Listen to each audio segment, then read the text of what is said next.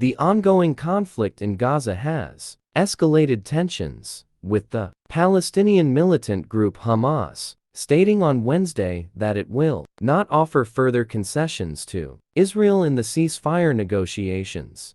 Despite ongoing talks in Cairo, Israel has continued its military operations in Rafah, conducting tank and aerial strikes and threatening a significant assault. The Rafah border crossing with Egypt, a critical aid route and evacuation path for the wounded, has been seized by Israeli forces. Hamas political office member Izzat el-Rishik declared that the group's ceasefire proposal, which includes the release of Israeli hostages and Palestinian detainees, represents their final offer. He accused Israel of using the negotiations as a pretext to invade Rafah and take control of the crossing. While Israel has not responded to this latest statement, it previously rejected Hamas' three-phase ceasefire proposal, citing diluted terms. Delegations from Hamas, Israel, the U.S.,